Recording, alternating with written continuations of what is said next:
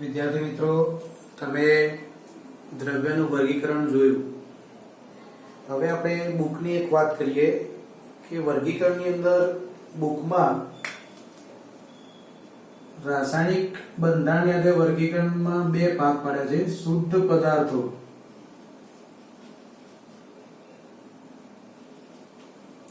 અને બીજો ભાગ પાડ્યો છે મિશ્રણ. તો શુદ્ધ પદાર્થ કોને કહેવાય? તમે વ્યવહારમાં આવો શબ્દ સાંભળ્યો હશે, શુદ્ધ ઘી. તો શુદ્ધ ઘી ને ઇંગ્લિશમાં શું કહેવાય? પ્યોર. એટલે શુદ્ધ ઘી અને શુદ્ધ પદાર્થમાં ફરક શું? શુદ્ધનું અંગ્રેજી પ્યોર થાય તો આ શુદ્ધનું અંગ્રેજી પણ પ્યોર થશે, પણ અહીંયા શુદ્ધનો અર્થ શું કરવાનો છે? તો એક અને માત્ર એક જ પદાર્થ, એક અને માત્ર એક જ પદાર્થ. દાખલા તરીકે હું પાણી લઉં અને પાણીમાં મીઠું નાખી દઉં તો મીઠું આવી જશે, પણ શું એને શુદ્ધ પદાર્થ કહી શકાશે? તો ના. પાણીની અંદર મીઠું આવી ગયું એટલે એને આપણે શુદ્ધ પદાર્થ કરી શકીશું નહીં. બીજું ઉદાહરણ લઉં કે મીઠું NaCl. જો મીઠું એકલું જ હશે તો એ શુદ્ધ પદાર્થ છે, પણ જો એમાં અશુદ્ધિ આવી જાય તો પછી એને શુદ્ધ પદાર્થ કહી શકાશે નહીં. એટલે બરોબર ધ્યાન આપજો મિત્રો. શુદ્ધ પદાર્થ એટલે એક અને માત્ર એક જ પદાર્થ, એમાં કોઈ બીજો પદાર્થ મિશ્ર થયેલો હોવો જોઈએ નહીં. તે એક જ પદાર્થ હોવો જોઈએ. એકલું પાણી હોય તો એ શુદ્ધ પદાર્થ છે, એકલું મીઠું હોય તો તે શુદ્ધ પદાર્થ છે, પણ પાણી ને મીઠું ભેગું થાય તો એ શુદ્ધ પદાર્થ કહી શકાશે નહીં. મીઠાની અંદર અશુદ્ધિ હોય તો પણ એને શુદ્ધ પદાર્થ કહી શકાશે નહીં. એટલે શુદ્ધ પદાર્થોની અંદર કોનો સમાવેશ થાય? તત્વ. તત્વ એટલે દાખલા કે નાઇટ્રોજન હોય, ઓક્સિજન હોય, ફ્લોરિન હોય, કાર્બન હોય વગેરે તત્વ એક જ પદાર્થ એની અંદર હોય એટલે એ બધા શુદ્ધ પદાર્થો કહેવાય. સંયોજન લઈએ કે દાખલા તરીકે H2H2 O2 માંથી H2O બની જાય તો આ સંયોજન બની ગયું, તો એ પણ કેવું છે? શુદ્ધ પદાર્થ છે. એકલો હાઇડ્રોજન તમે લો તો એ પણ શુદ્ધ પદાર્થ છે, એકલો ઓક્સિજન વાયુ લો તો એ પણ શુદ્ધ પદાર્થ છે, એકલું પાણી લો એ પણ શુદ્ધ પદાર્થ છે. કહેવાનો મતલબ એ જ કે શુદ્ધ પદાર્થ એટલે એક અને માત્ર એક જ પદાર્થ, એમાં બીજો કોઈ પદાર્થ મિશ્ર થયેલો હોવો જોઈએ નહીં. તો તમને પુસ્તકમાં આ રીતે વર્ગીકરણ આપ્યું છે: શુદ્ધ પદાર્થ અને મિશ્રણ. શુદ્ધ પદાર્થને બે ભાગમાં મૂકેલું છે, તત્વ અને સંયોજન. તો મિત્રો, હું જે તમને અહીંયા સમજાવું, જે અહીંયા લખું છું એ તમે જોડે જોડે લખતા રહેજો. આપણું એવું પહેલો લેક્ચર પતી ગયું. પહેલા લેક્ચરના અંતે આપણે ગ્રુપમાં એવો મેસેજ બી લખ્યો હતો કે બોર્ડનું લખાણ લખી દેજો. ઘણા બધા મિત્રોએ 8 થી 10 વિદ્યાર્થીઓએ સરસ લખીને મને વોટ્સઅપમાં મોકલી પણ છે. એ બધાને ખૂબ ખૂબ ધન્યવાદ છે. એમાં જોવા જેવી વાત તો એ છે કે એ જે 10 વિદ્યાર્થીઓમાંથી 8 તો વિદ્યાર્થીઓ છે અને 2 જ વિદ્યાર્થીઓ છે. એનો અર્થ એ થાય કે હજુ વિદ્યાર્થીઓ 11 સાયન્સમાં તો આવી ગયા છે પણ હજુ ઊંઘતા લાગે છે. લોકડાઉનની અંદર ઊંઘ વધી ગઈ લાગે છે. તો હવે જાગો, સાયન્સ લીધું જ છે, મહેનત કરવાની જ છે, કરવી જ પડશે, નહીં ચાલે. તો જે વિદ્યાર્થીઓ હજુ મને લખીને વોટ્સઅપ નથી કર્યું એ આજે લખી દેશે અને મને અંગત રીતે મારા વોટ્સઅપ નંબરમાં એ મેસેજ મને મોકલી દેશે. તો હવે આપણે આગળ વાત કરીએ. વર્ગીકરણ તો હવે તમને પૂરેપૂરું સમજાઈ ગયું છે, દ્રવ્યનું વર્ગીકરણ. હવે એમાં આપણે ભૌતિક સ્થિતિને આધારે વર્ગીકરણના 3 ભાગ પાડ્યા હતા: ઘન, પ્રવાહી અને વાયુ. સોલિડ, લિક્વિડ અને ગેસ. હવે એના વિશે આપણે આગળ સમજીએ.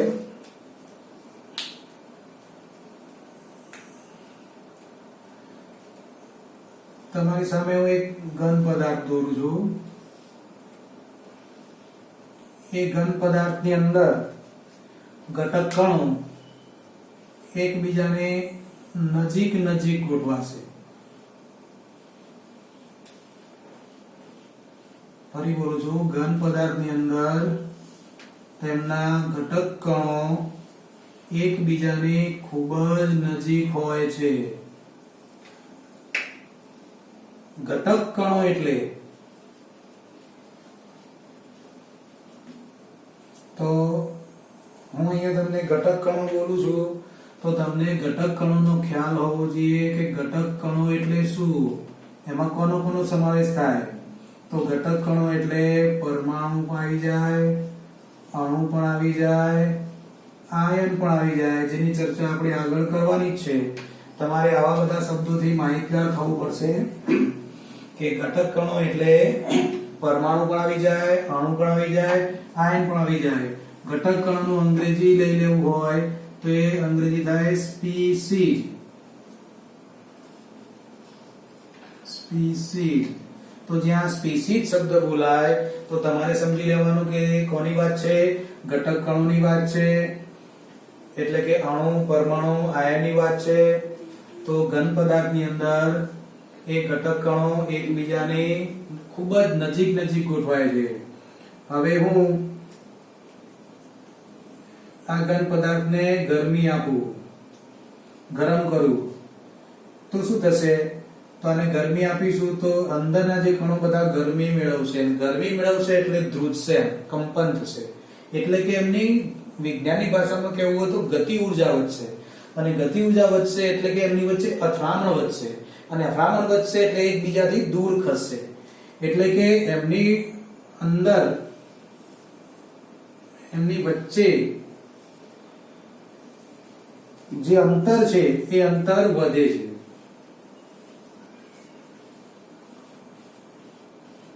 તો એક્ઝેક્ટ અહીંયા જેટલા દોર્યા હોય એટલા જ ઘટક કણો દોરવાની જરૂર નથી. આપણે 11 સાયન્સમાં ભણીએ છીએ એટલે થોડું સ્માર્ટ વર્ક કરવાનું. ફરી સમજી લઈએ કે ઘન પદાર્થને જ્યારે આપણે ગરમ કરીએ છીએ ત્યારે તેમાં રહેલા ઘટક કણો એ ગરમી પ્રાપ્ત કરે છે. ગરમી પ્રાપ્ત કરવાથી એમની ગતિ ઉર્જા વધે છે. ગતિ ઉર્જા વધે છે એટલે તે ધ્રુજે છે. એના લીધે આસપાસના કણો સાથેની અથડામણ વધે છે. અથડામણ વધે છે એટલે બંને એકબીજાથી દૂર ખસે છે.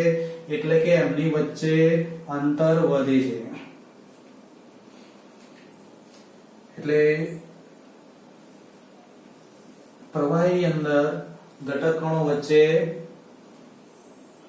ઘન પદાર્થ કરતા વધુ અંતર હોય છે. ફરીથી આગળ આપણે ગરમી આપીએ તો ગરમી આપવાથી એ ઘટક કણો ફરી પાછા ધ્રુજશે, ગતિ ઉર્જા વધશે, અથડામણ વધારે વધશે અને એ કણો એકબીજાથી બહુ દૂર દૂર ફેલાઈ જશે. ઉદાહરણ તરીકે આપણે જોઈએ કે ઘન પદાર્થ તરીકે આપણે બરફ લઈએ. બરફને આપણે બહાર ખુલ્લા વાતાવરણમાં લાવીશું તો એ શેમાં ફેરવાશે? પાણીમાં. અને પાણી આપણે ગરમ કરીશું તો એ શેમાં ફેરવાશે? વરાળમાં.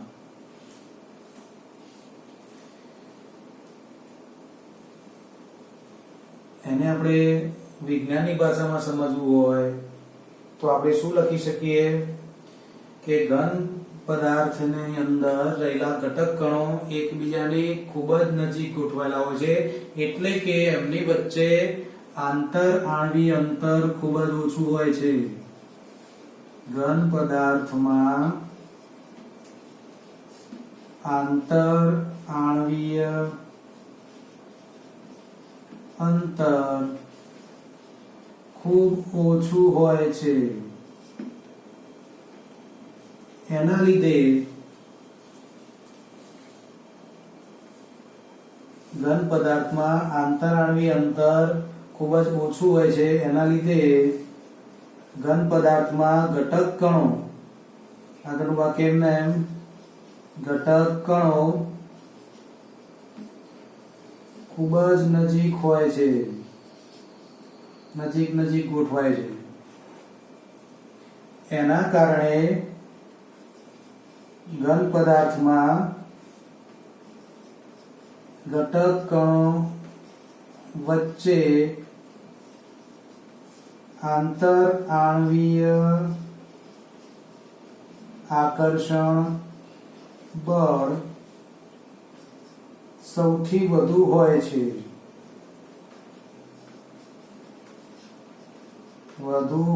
છે.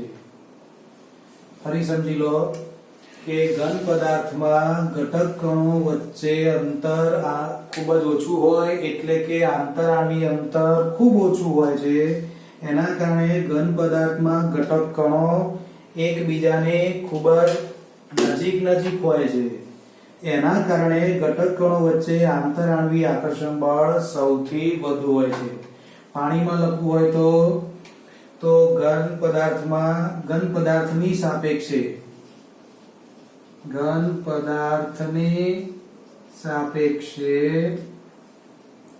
આંતરાણ્વીય અંતર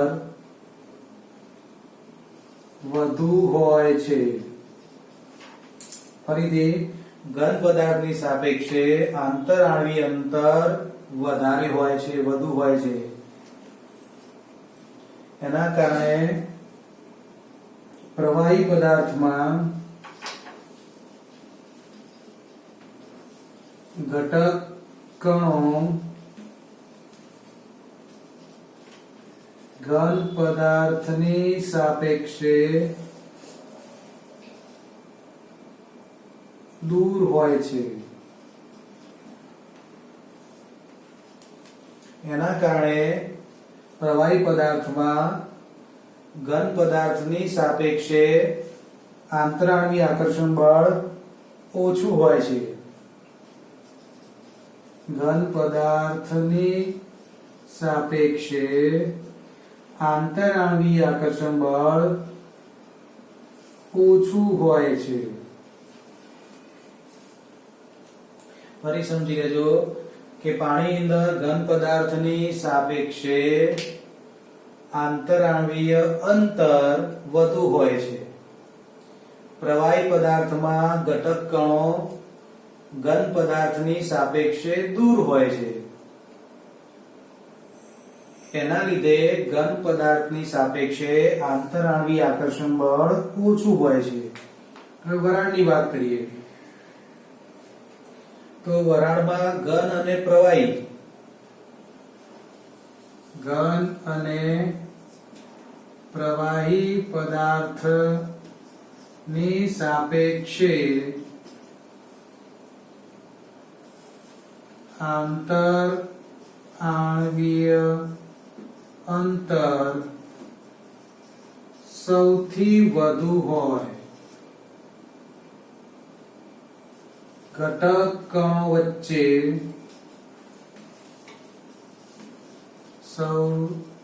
ઘટક કણો એકબીજાથી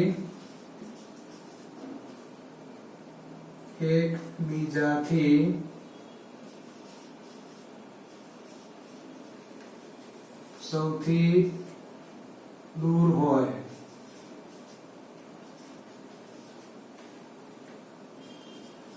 ઘટક કણો વચ્ચે સૌથી વધુ આંતરાણ્વીય આકર્ષણ બળ સૌથી ઓછું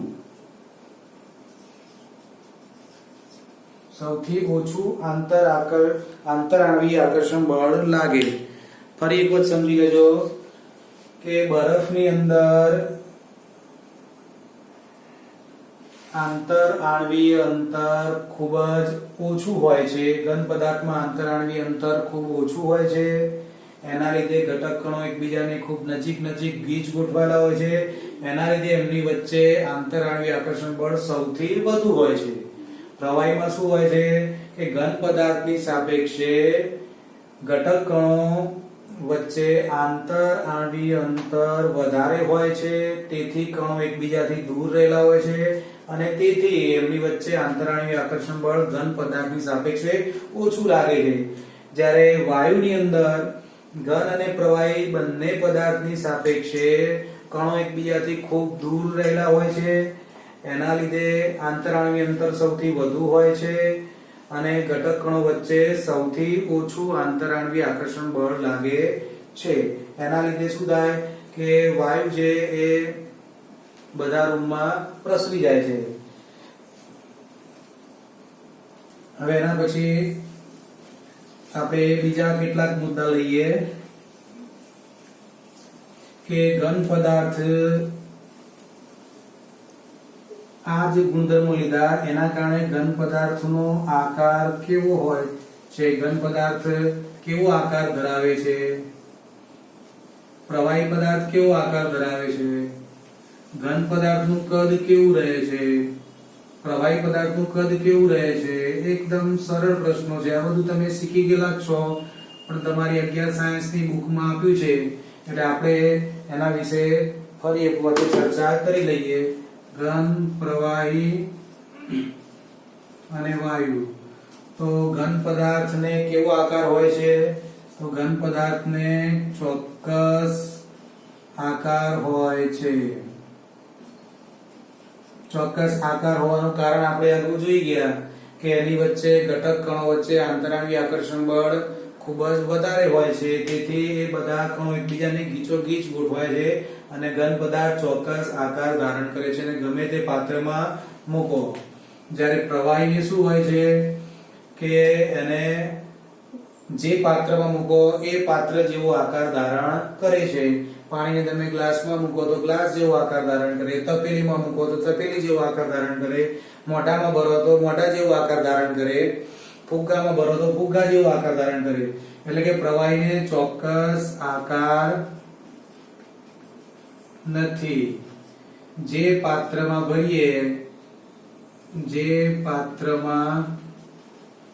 ભરીએ તેવો તેનો આકાર હોય છે.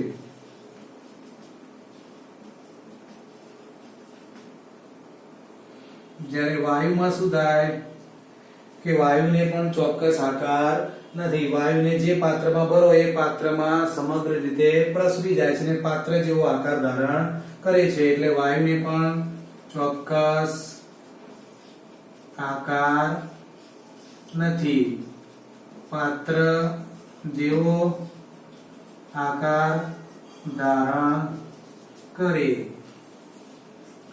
હવે ઘન પદાર્થને ચોક્કસ આકાર હોય છે અને કદ પણ કેવું હોય છે? ચોક્કસ. ઘન પદાર્થને ચોક્કસ કદ હોય છે. પ્રવાહીને પણ ચોક્કસ કદ હોય છે. એટલે કે તમે 1 લીટર દૂધ લેવા ગયા હોય તો 1 લીટરના માપિયાથી તમારી તપેલીમાં દૂધ નાખે તો પહેલા આકાર માપિયા જેવો હોય પછી આકાર તપેલી જેવો થાય, પણ કદમાં કોઈ ફેરફાર થાય ખરો? તો કદમાં કોઈ ફેર થતો નથી. એટલે કે પ્રવાહી પદાર્થને ચોક્કસ કદ હોય છે. હવે વાયુને ચોક્કસ કદ હોતું નથી. એટલે કે વાયુને તમે જે પાત્રમાં ભરો એ પાત્રમાં સમગ્ર રીતે પ્રસરી જાય. મોટા પાત્રમાં ભરો તો એ વાયુ આખા પાત્રમાં પ્રસરી જાય.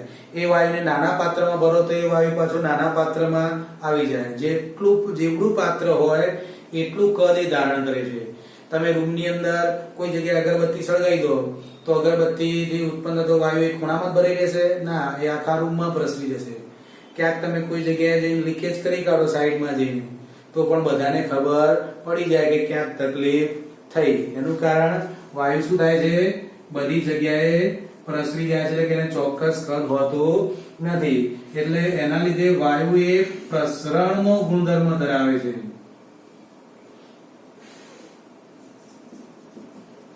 વાયુ પદાર્થ એ પ્રસરણનો ગુણધર્મ ધરાવે છે. એટલે કે જે પાત્રમાં એને મૂકીએ એ પાત્રમાં સળંગ દરેક જગ્યાએ પ્રસરી જાય છે. પ્રવાહી એ તરલનો ગુણધર્મ ધરાવે છે.